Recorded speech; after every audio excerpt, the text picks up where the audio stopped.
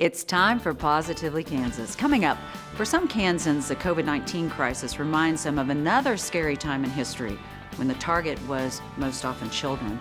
You'll hear from survivors of this terrifying and debilitating illness. Also, we take a look back at one of the worst tornadoes in Kansas history, now 30 years ago. Chris Frank talks with the man who caught it on tape and became famous for it. Plus, a lawnmower accident changed her life forever. But she hasn't let it keep her on the sidelines. See how this girl's doing big things one step at a time. And discover the fascinating story behind the stately, elegant mansion. And if you like what you see, you can visit too. I'm Sierra Scott. We'll have those stories and more on this edition of Positively Kansas. Positively Kansas is brought to you in part by... Before investing your hard-earned money, make sure your financial advisor understands your objectives. Mark Douglas, CFP, serving our community for over 20 years, providing customized financial solutions that focus on the individual. Blue Cross and Blue Shield of Kansas serves more than 930,000 Kansans in various programs. Independent, member-owned. Blue Cross and Blue Shield of Kansas, an independent licensee of Blue Cross and Blue Shield Association, supports KPTS. Program support provided by the F. Price Kosman Memorial Trust, Entrust Bank trustee, bringing you the Kansas Wild Edge segments on Positively Kansas.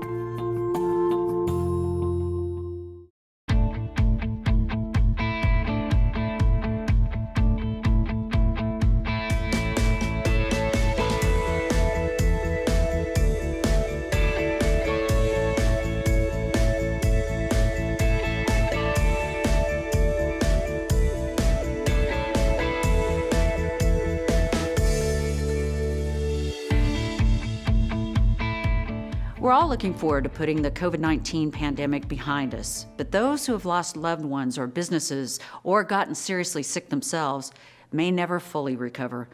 That's something survivors of the polio epidemic of the 20th century know all too well. As Jim Grayway shows us, Kansas polio victims continue to bear the scars as their state was front and center in the race to save lives. I was very, very tired. I ran a very, very high fever. My muscles twitched. My whole body just hurt from the top of my head to the bottom of my feet. They lived to tell about it, and for that reason, Evelyn Sauer and Lois Wooten count their blessings. But surviving is one thing, recovering is a process that never ends. These ladies were among the many Kansans, most of them children or teens at the time, who fell victim to the polio epidemic in the 1940s and 50s. This other girl in the neighborhood had gotten it and she had died. So there was a lot of fear around it. Polio infects the central nervous system and weakens or paralyzes muscles. Oftentimes surviving it meant living the rest of your life as an invalid, sometimes in an iron lung. Sauer and Wooten contracted the disease in 1949. That was a year that saw a record number of infections. Wooten lived in Hutchinson. She was 9 years old. I was in the hospital, I don't know how long. I improved and went to these clinics and began wearing the brace and crutches. I remember patches of it. Sauer lived on a farm near Partridge. She was only 2. I hurt so bad that my parents sat on the couch side by side during the night, and I remember this. They held me on a pillow because I couldn't stand to be held in their arms.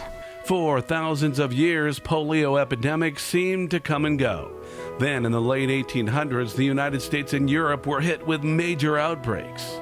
Polio is one of those illnesses that seem to strike from out of nowhere. The disease was also referred to as infantile paralysis because it most often affected children, though not exclusively. In 1908, the cause was discovered to be a virus. But as a devastating epidemic took hold around 1949, how the disease spread and why some cases were worse than others remained a scary mystery. The idea that it could crop up out of nowhere and afflict anyone seems to have been part of that 1950s conversation. When I went home from the hospital, that's why they burned everything in the backyard. They just did anything that I came home from the hospital with, gifts and books and stuffed animals and things.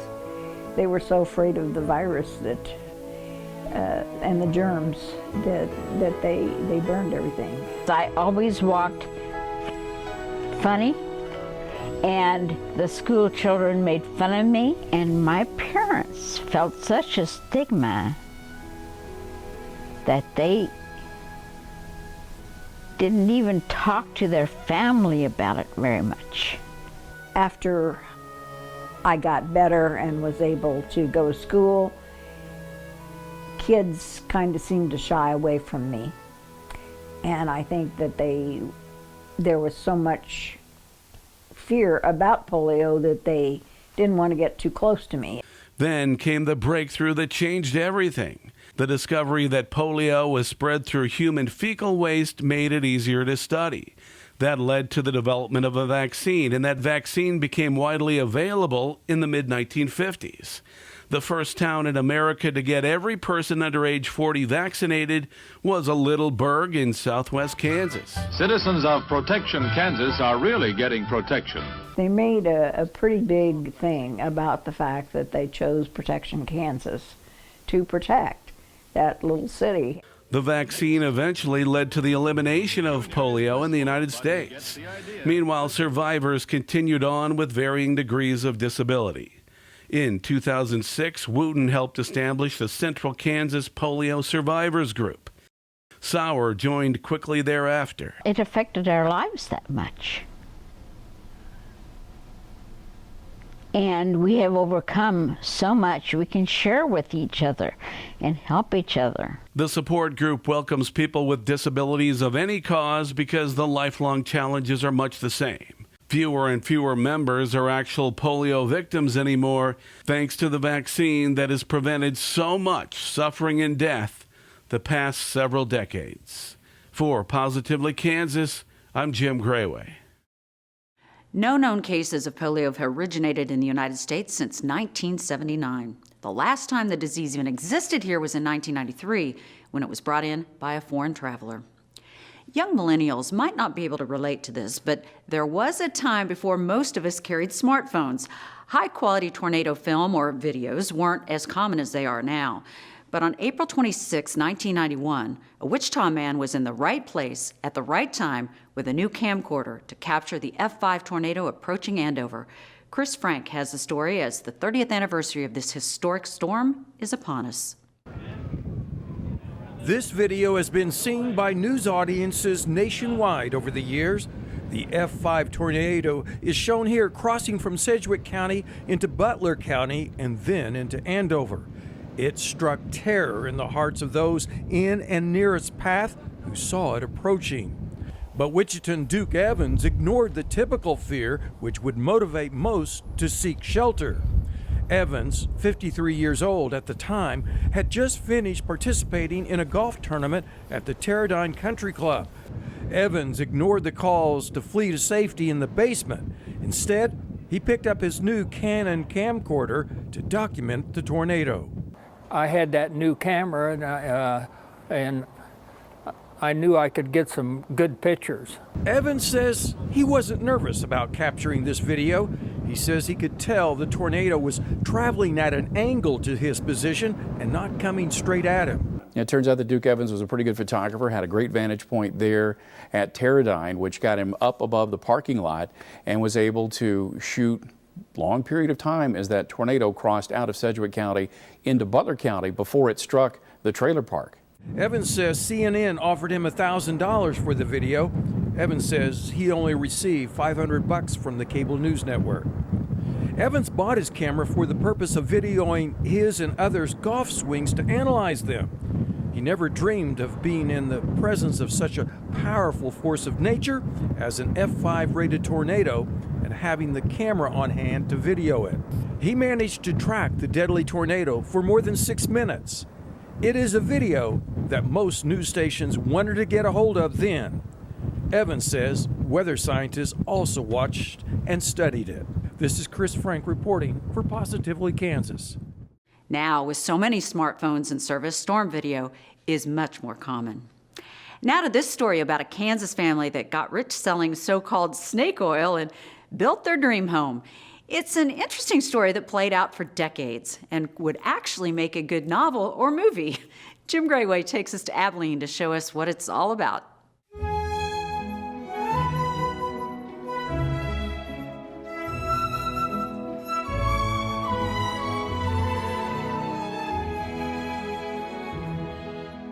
The stately Seeley Mansion in Abilene is awash in elegant furnishings and interesting stories. We do believe this is the best house in Kansas. From its commanding presence along the street to the luxurious interior. From the noteworthy guests who visited to the unusual family that lived here, this is a colorful place of charm and intrigue. The 11,000 square foot Georgian-style home was built for the A.B. Seeley family in 1905. Dr. Seeley, as he called himself, had quickly become one of the wealthiest businessmen in Abilene. Dr. Seeley started his company in 1890. He was basically selling medicines, just the snake oils. So we're talking alcohol, ether, chloroform, an interesting mix of the concoction. $1.25 a bottle is what he would charge. And he just took it from town to town, really started with nothing out of his mom's kitchen, and he just built an empire from there. And almost as quickly as he earned it, Dr. Seeley and his wife liked to spend it. With medicine sales booming, the Seeleys decided to build their dream house. They wanted to build the palace here to kind of show off their vast wealth, but also they loved to party. They loved to have just these evening functions, and they wanted to have the best house in town. The Seeleys took their two young daughters to the 1904 World's Fair in St. Louis. On display there, Mrs. Seeley saw the style of house she wanted and the furnishings she wanted in it. So the doctor took out his checkbook and they started buying things up to be shipped back to Kansas for their yet-to-be-built mansion. And it wasn't long before design and construction got underway. The architect was James E. Holland from New York originally, but he did the state capitol building. He was involved in that project in Topeka. A lot of great homes in Topeka you'll see are Holland homes. So Mrs. Seeley really challenged herself to find the best architect, but somebody that's going to do what she wants her to do. Basically, this is her dream house, so that's why she picked Mr. Holland. A crew of 100 men built the mansion in 9 months. The Seeley family had their first meal together in their new home on Christmas Day, 1905. That was also the 50th wedding anniversary of Dr. Seeley's parents, who were guests of honor. An Abilene newspaper reported the new Seeley residence is probably the finest between Topeka and Denver. The $55,000 mansion was soon hosting elegant parties with hundreds of guests at a time. The 11-bedroom home welcomed such famous visitors as Presidents Teddy Roosevelt and William Howard Taft. Guests also included composer John Philip Sousa and architect Frank Lloyd Wright. The Seeleys hired Wright to do some updating to the home in 1920. Mrs. Seeley knew she had to keep up with all the other affluent families in town, so that's the only reason she invited him, and he renovated the place for her, but some of the things he did kind of ruined the house. He was a minimalist. He definitely didn't like the gold and the fluff and all that, so he really scraped a lot of the gold out of the house, took out the Tiffany's lamps, took out the things that didn't work with his motif. Many of Wright's changes, however, were undone many years later when Terry Tegens bought the house.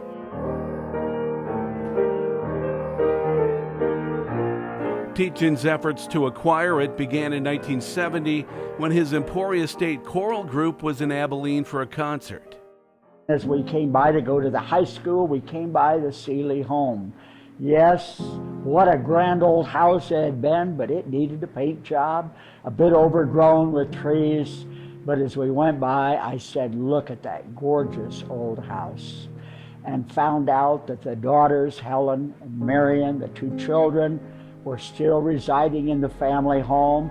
Their parents had long since passed, and the Seeley Medicine Company had gone out of business after the FDA cracked down on patent medicines some decades earlier. The sisters, who had never married, had become reclusive, no longer allowing visitors in the home. However, Tegens sought to befriend them and change that. I first met Helen Seeley at the Red Cross office, and still headed the Red Cross office, and had a visit with her. Not an easy lady to visit with, but I was just determined I was going to get in the front door of this house. Yes, it took me 11 years just to get in the front door of this house. It was 1981. They did let my brother and I have a tour of this house, reminding us, however, the house wasn't for sale. Do not be getting any ideas. They shared with me the building of this house, going to that World's Fair of 1904. Honestly, you thought they were there yesterday, and it was 80 years earlier. Riding that big wheel, all of those things that they remembered at the fair, and buying all the things that this house still has. Their mother, Jenny Seeley, spent more at the World's Fair than the house cost to build. Tejan says it took another year, but he finally got the elderly sisters to agree to sell the mansion and everything in it. But he wasn't about to make them leave the only home they'd known since childhood. So I rather made it mandatory that the ladies would stay and could consider themselves as my honorary grandmas. Helen and Marion had never updated much of anything. The 1905 intercom system was even still there. All the furnishings had gone from being the latest style to becoming rare antiques. Tejan's made whatever repairs were necessary. Then, in 1985, he and the sisters let the public in for a tour of this house that was once the hub of society, but had become a subject of mystery and intrigue to later generations.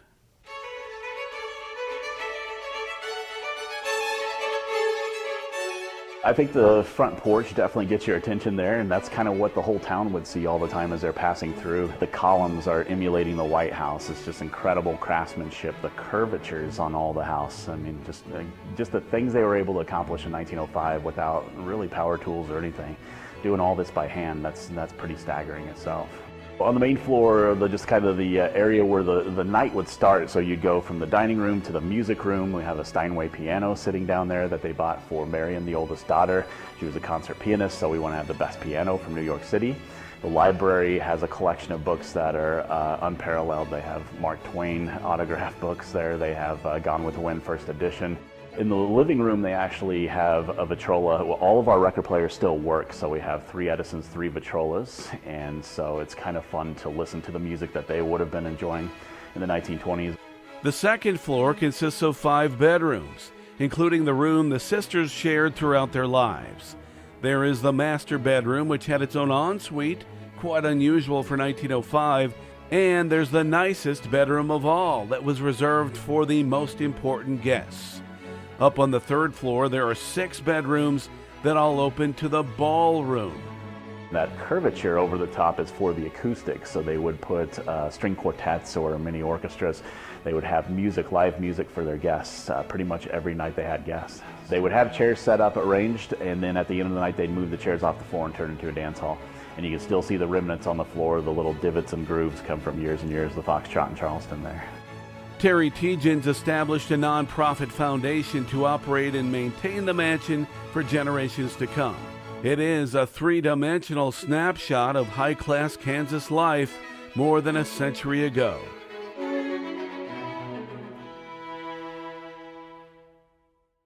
The Seeley Mansion is one of 10 historic buildings of Kansas featured in a recent PBS Kansas documentary.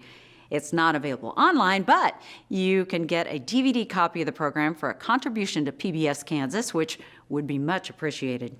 You'll find details at kpts.org. You can also email us at positivelykansas@kpts.org or make a phone call to PBS Kansas in Wichita. Few sights are more majestic than bald eagles flying through the Kansas sky. Some live here year-round, but as Mike Blair shows us in this week's Kansas Wild Edge Report, winter is when a lot of them from other states stop by to visit. That makes for great eagle watching.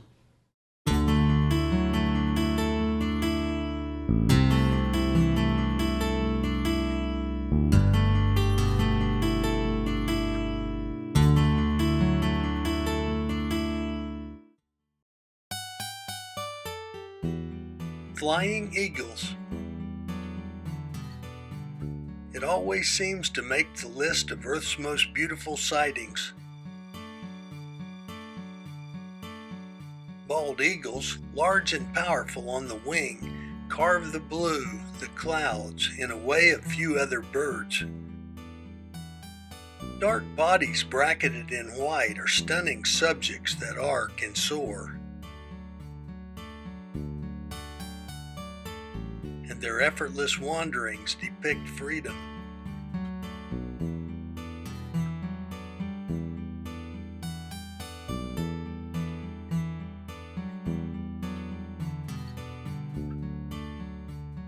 Oh, they rest on high crags and perches that show them the world.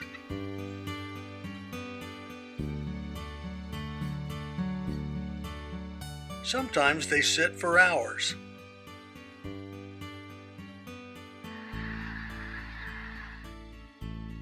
And then at will, they launch themselves against the wind to ascend the heights.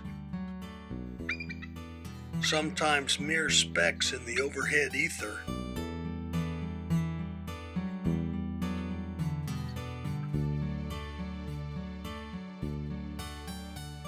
And they use their broad wings to hunt and eat.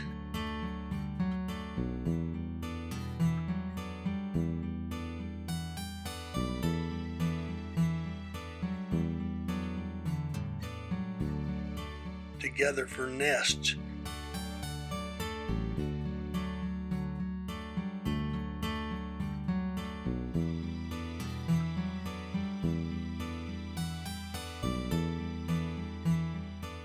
And to do eagle things.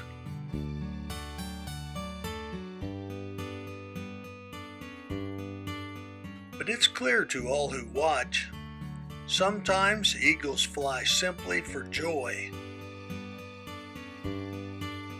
Maybe alone, maybe in pairs they wheel and play, old and young alike.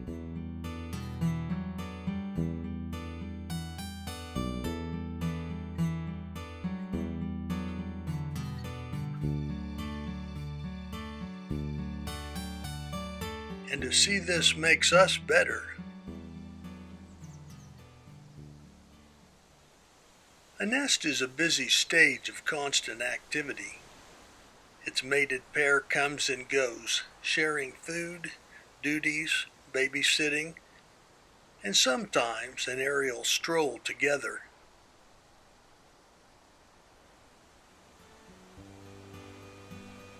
Business around the Eyrie helps to show eagle mastery of flight among treetops and shearing breezes.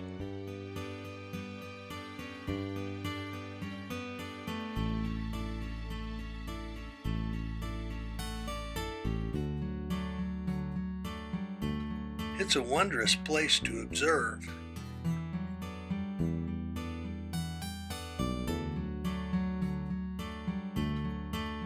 So I do, and I revel in the goodness of the outdoors.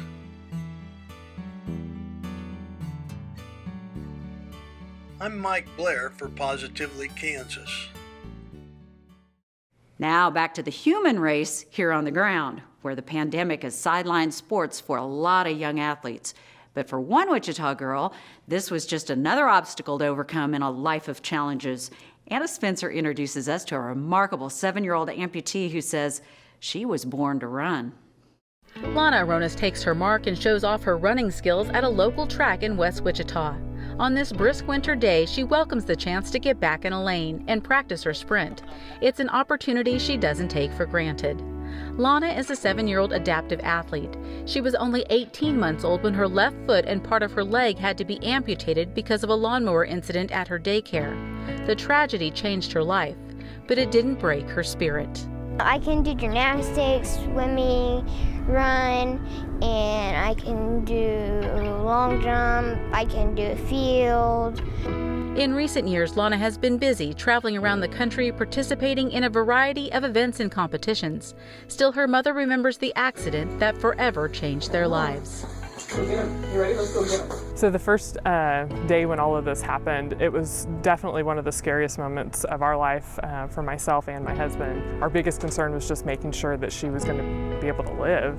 And after spending about 21 days in the hospital, it became apparent that we were going to have to do an amputation for her. The Aronas family chose to embrace the experience and open themselves up to new and different opportunities for their daughter. They adopted the mantra that Lana's life has no limits. Lana received a prosthetic at an early age, but in 2018 she received her first running blade, and it was a game changer. She really is what inspired us to say, you know, there's nothing that she won't be able to do. We've just got to give her the opportunities. And so after that first prosthetic, we actually changed companies that we worked with, and literally on the spot, her second prosthetic that she got, she went from barely being able to like walk up and down the hallway and being able to bend through her knee to literally sprinting down the hallway. The change in prosthetic helped her to become more competitive on the track, but her mother said Lana's greatest excitement came after attending gym class at school, telling her mom, "I played tag today and no one could catch me." The Aronas family quickly realized that the running blade put her on a level playing field with her peers. It was a chance to just be a kid. Her mother adds that throughout this experience, Lana has found opportunity through adaptive athlete organizations designed for children like her. So when the 2020 Challenge Athletes Foundation Kids Run became a virtual event, Lana went all out, getting pulled over by a local police officer for running too fast.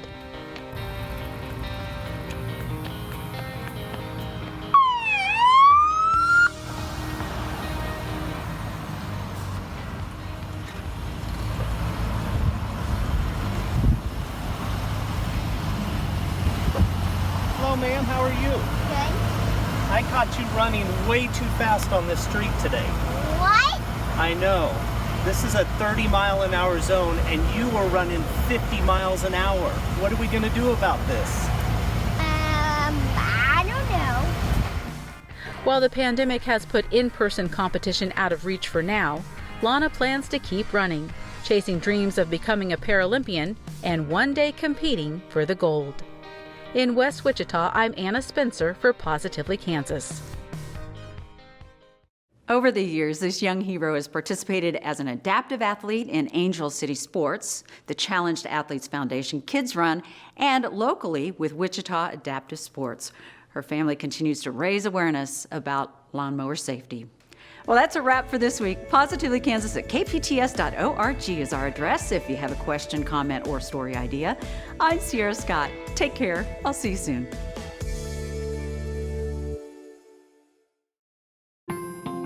Program support provided by the F. Price Kosman Memorial Trust, Entrust Bank trustee, bringing you the Kansas Wild Edge segments on Positively Kansas.